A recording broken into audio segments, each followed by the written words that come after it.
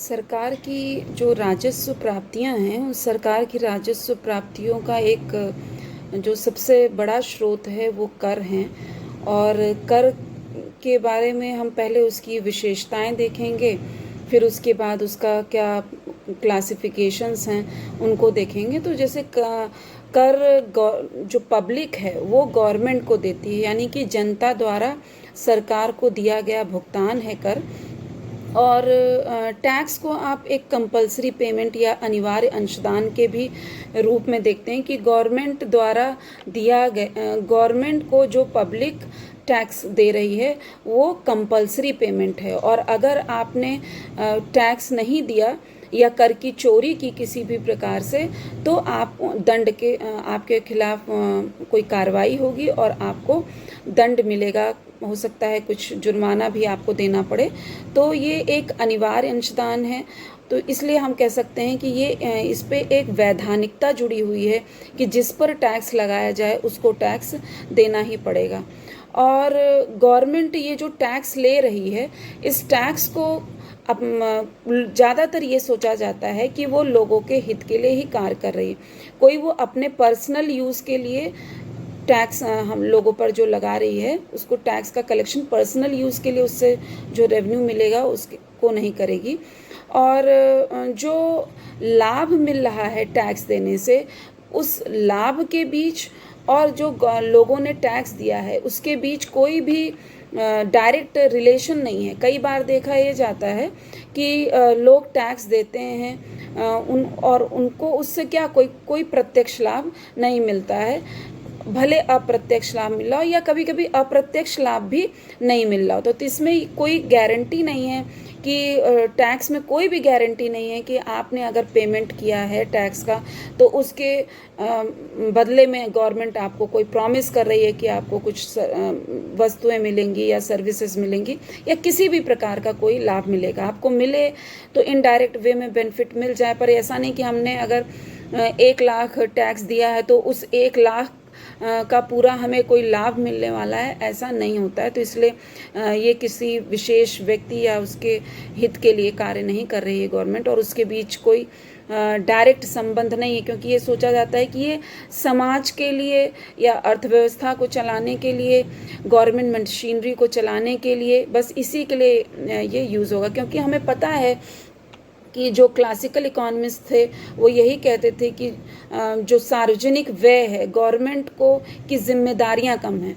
जैसे जिम्मेदारियां उन्होंने बेसिकली क्या 3 मानी कि डिफेंस पर खर्चा करना, यानी कि बाहरी आक्रमणों से देश को बचाना, जो नॉर्मल पुलिस की जो व्यवस्था होती है यानी internal law and order maintain रखना, आंतरिक सुरक्षा की बात है, तो वो दूसरा कार्य हो गया।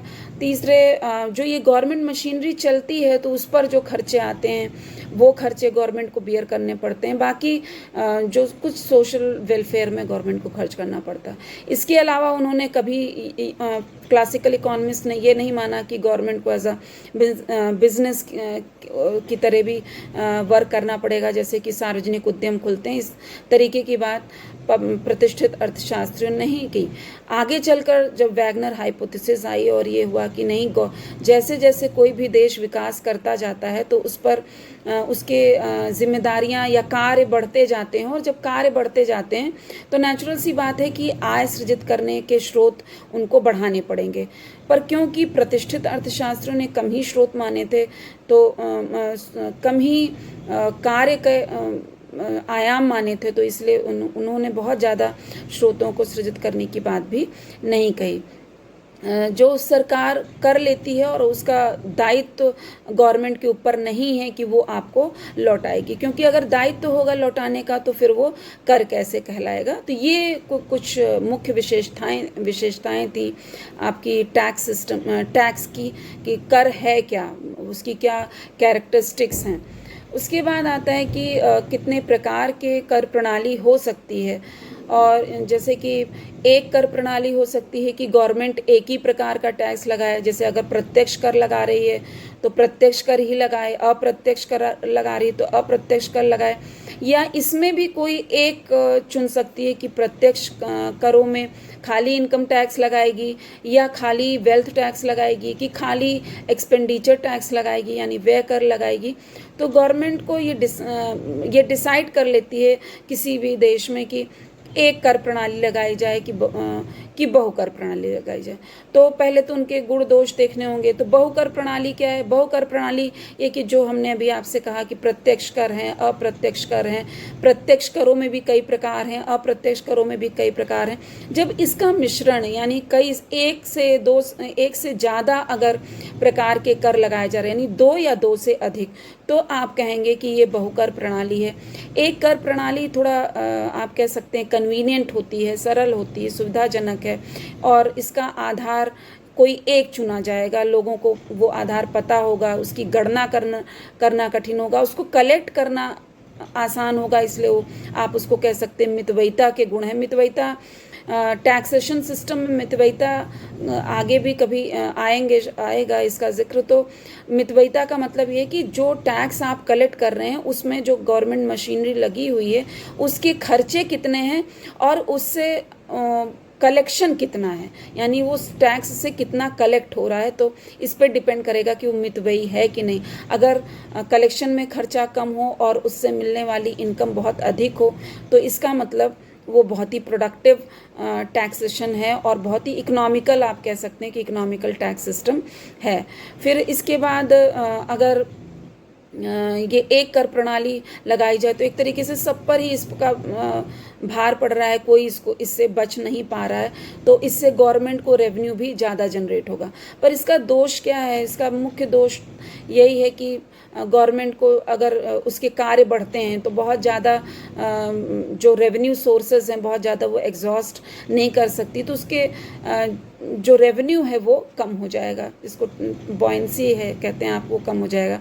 दूसरी चीज़, आप इसको जस्टिशिएबल भी नहीं कह सकते हैं। जैसे अगर सबकी इनकम पे टैक्स लग रहा है, किसी को एग्जेम्प्ट नहीं किया जा रहा है, तो कहाँ वो जस्टिशिएबल नहीं होगा। या कोई इसमें चोरी की संभावना अधिक है, कर चोरी की संभावना अधिक है कि लोग अगर एक बार कर देने से बच गए तो फिर हर जगह वो फिर बचे ही रह जाएंगे। पर जब आप बहुकर प्रणाली लगाते हो तो उसका फ़ायदा ये है कि अगर व्यक्ति एक जगह कर देने उसने अपना कर वंचन कर लिया है, टैक्स इवेशन कर लिया है, तो कहीं ना कहीं अगर मान लीजिए इनकम टैक्स में टैक्स इवेशन किया है तो वो कहीं ना कहीं जहाँ खर्चा करेगा वस्तुओं को खरीदने में, सेवाओं को खरीदने में, लग्जरी गुड्स को खरीदने में, कंफर्ट्स गुड्स को खरीदने में, तो उस कहीं ना कहीं वो टैक्स दे देगा। तो ये एक जो बेसिक क्लासिफिकेशन है वो ये है कि एक single tax system and multiple tax system, एक कर प्रणाली और बहुकर प्रणाली। फिर दूसरे हम कर सकते हैं कि प्रत्यक्ष कर और अप्रत्यक्ष कर। प्रत्यक्ष कर क्या होते हैं? जैसे जिन पर इम्पैक्ट एंड इंसिडेंस एक ही पर्सन पे फॉल करता है, यानी कि जिस पर टैक्स लगाया जाए उसी पर लीगल रिस्पॉन्सिबिलिटी हो उस टैक्स को देने की, तो आप कहोगे कि ये प्रत्यक्ष कर है। यानी कि हम अगर मान लीजिए हम पर टैक्स लगा और हम ही पर ये लीगल रिस्पॉन्सिबिलिटी है टैक्स देने की और हम उस टैक्स बर्डन को शिफ्ट नहीं कर पा रहे हैं, यानी impact and incidence falls on the same person, तो हम कहेंगे कि वो डायरेक्ट टैक्सेस हैं।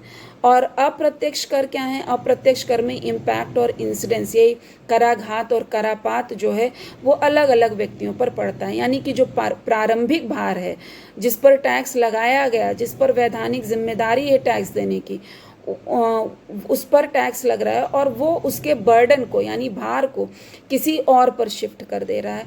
जैसे कि प्रोड्यूसर है तो प्रोड्यूसर आपका या जो प्रोड्यूसर है जिसने वस्तु उत्पादित की है वही उसको बेच रहा है, तो वो होलसेलर पे टैक्स लगा दे, होलसेलर जो है वो रिटेलर पे टैक्स लगाएगा और रिटेलर जो है वो कंज्यूमर पे टैक्स लगाएगा। तो इस तरीके से क्या वो टैक्स दे रहा है सेलर और उसका बर्डन उसने भार जो है वो शिफ्ट कर दिया है कंज्यूमर में in the form of increased prices, मतलब मूल्यों को बढ़ाकर और थोड़ी अपनी सप्लाई को एडजस्ट कर कर वो टैक्स दे सकते हैं। तो ये हो गए अप्रत्यक्ष और प्रत्यक्ष कर और अप्रत्यक्ष कर। इसमें कुछ प्रत्यक्ष करों के गुण हैं, जिसमें हम कहते हैं निश्चितता।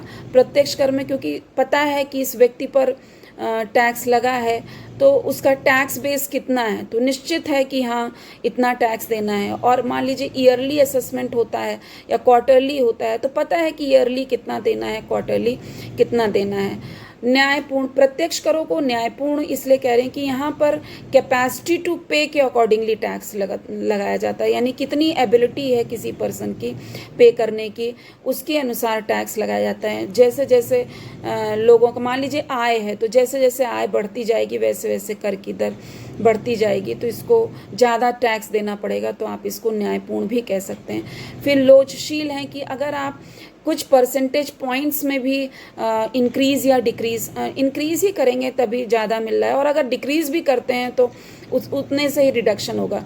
लोचशीलता रिस्पॉन्स दिखाती है कि कोई जैसे मांग, जो आपकी मांग की लोच की प्राइस में चेंज होने से मांग में कितना चेंज आता है, तो उसी तरीके से अगर टैक्स रेट में थोड़ा भी चेंज आ रहा है तो उससे मिलने वाली आय पर सरकार के क्या परिवर्तन आ रहा है। मित वही हैं क्योंकि इनके बहुत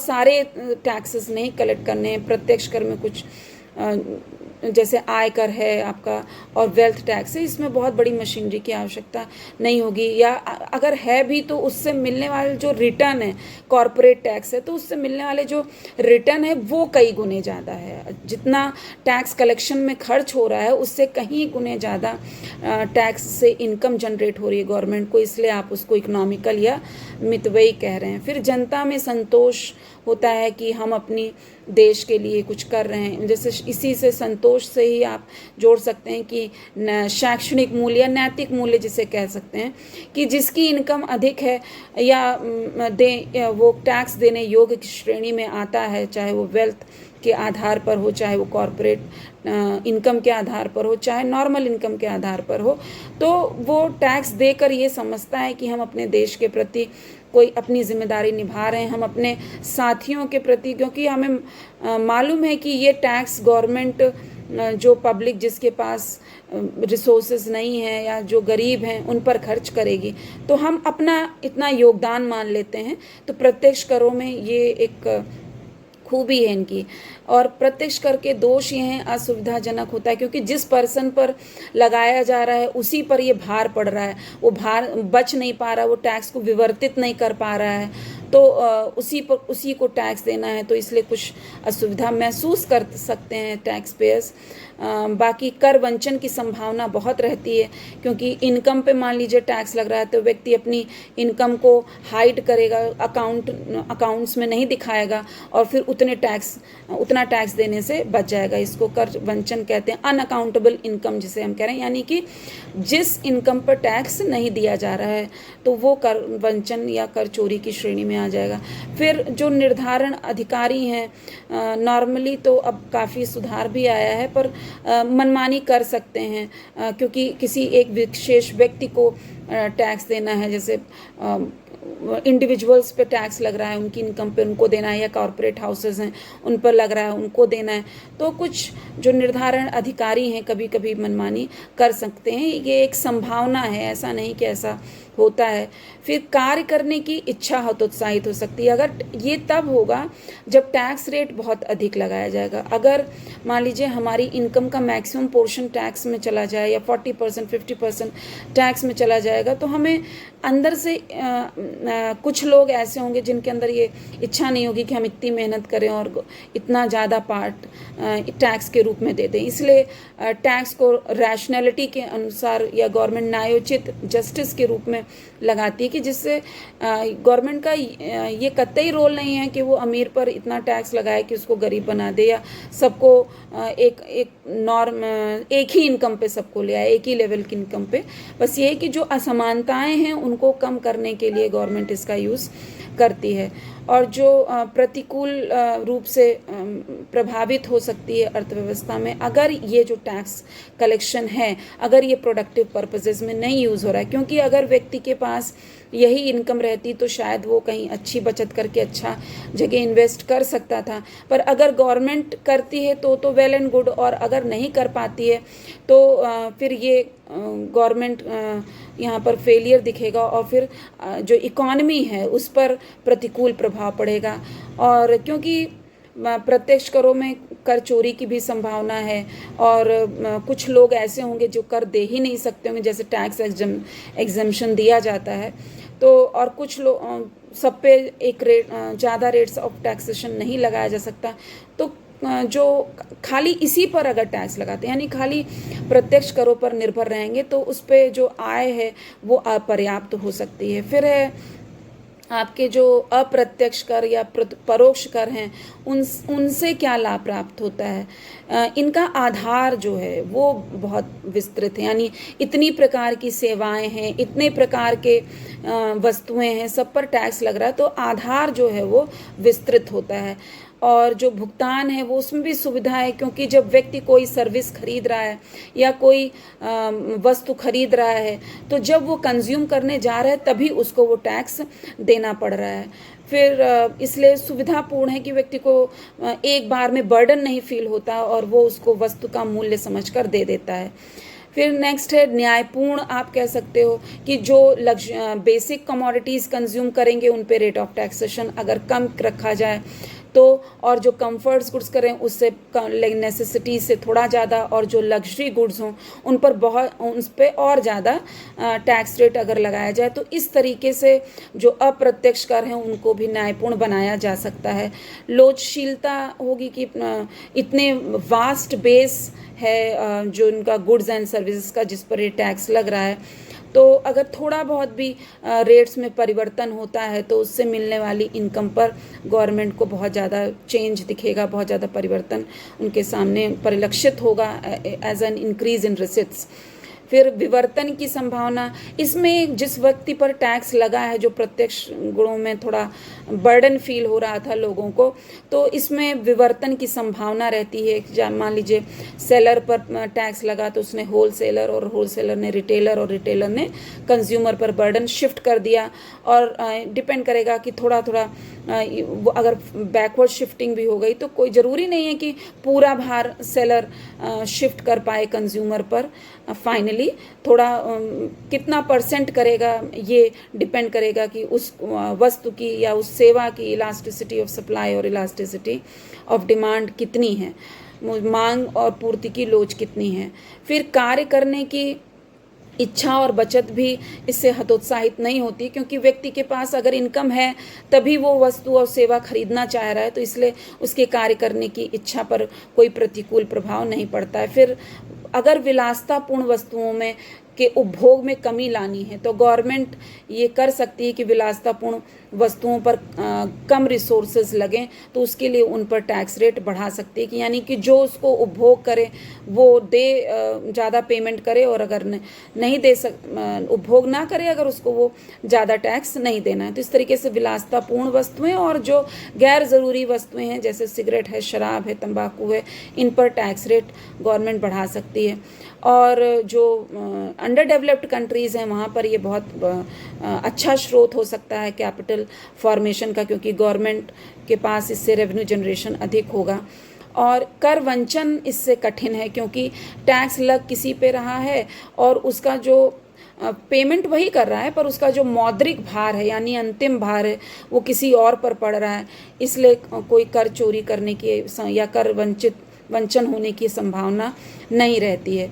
पर इसके कुछ दोष भी हैं कि इसके लिए जो मशीनरी है, इतनी प्रकार की वस्तुएं हैं, इतनी प्रकार की सेवाएं हैं, तो उस पर खर्चा में भी ज़्यादा हो और उससे टैक्स कलेक्शन कम हो। ये तो गवर्नमेंट की अपनी स्किल्स पे है और उसको देखना होगा कि किस प्रकार से कर और कौन सी दर से कर किन वस्तुओं पर, किन सेवाओं पर लगाया जाए कि उनके रेवेन्यूज़ ज़्यादा से ज़्यादा जनरेट हो सकें। खासतौर पे विलासतापूर्ण वस्तुओं पे लगाएंगे तो ज़्यादा रेवेन्यू जनरेशन होगा।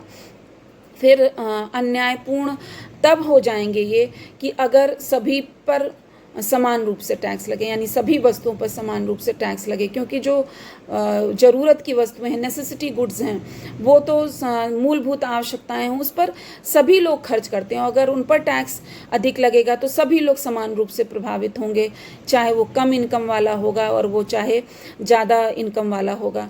और जहाँ पर जो आपकी प्रभावपूर्ण मांग यानी कि इफ़ेक्टिव डिमांड है, जहाँ कम है, वहाँ के लिए भी ये दिक्कत होगी कि इफ़ेक्टिव डिमांड इससे और ज़्यादा इफ़ेक्ट होगी। तो इन सारी चीज़ों का ध्यान रखते हुए गवर्नमेंट टैक्स लगाती है। फिर इसमें थोड़ा कह सकते हैं कि अब आप ये कहेंगे कि फिर कौन सी अच्छी कर प्रणाली है। तो अच्छी कर प्रणाली आप या कौन से कर लगाए जाएं, प्रत्यक्ष कर या अप्रत्यक्ष कर या एक कर प्रणाली या बहुकर प्रणाली। तो ज़्यादातर देश, मैक्सिमम कंट्रीज़ आपकी इसका मिश्रण लगाती हैं कि कुछ डायरेक्ट टैक्सेस लगाती हैं, कुछ इनडायरेक्ट टैक्सेस लगाती हैं, जिससे कि गवर्नमेंट का ये कि मैक्सिमम रेवेन्यू जनरेशन हो सके, जितना उनको एक्सपेंडिचर के लिए ज़रूरी है। क्योंकि जो गवर्नमेंट का बजट है, बजट जो बनाया है गवर्नमेंट ने, उसको पूरा करने के लिए उसके पास संसाधन होने चाहिए, कार्यों को करने के लिए संसाधन होने चाहिए, लोगों के हित के लिए, लोगों के कल्याण के लिए अगर कार्य करना है तो पर्याप्त साधन होने चाहिए। तो ये एक कर प्रणाली, बहुकर प्रणाली, प्रत्यक्ष कर, अप्रत्यक्ष कर, इसमें से क्या लगाएगी? तो एक कर प्रणाली तो नहीं लगाएंगे, पर बहुकर प्रणाली का विकल्प चुनेंगे और उसमें भी प्रत्यक्ष और अप्रत्यक्ष के कई प्रकार के टैक्स लगा सकते हैं। ये गवर्नमेंट की अपनी कैलकुलेशंस या अपनी ज़रूरतों पर डिपेंड करेगा कि वो कितने प्रकार के और कितने रेट के टैक्स लगाती है। पर जो जस्टिशिएबल है वो यही है कि गवर्नमेंट को डायरेक्ट टैक्सेस बहुत उसके रेट्स हाई नहीं रखने चाहिए, क्योंकि उससे फिर बचत करने की क्षमता, विनियोग करने की क्षमता, ये सब नेगेटिव रूप से प्रभावित होगी। तो इन सारी चीज़ों का ध्यान रखते हुए गवर्नमेंट इनमें से किसी प्रकार का टैक्स लगा सकती है। धन्यवाद।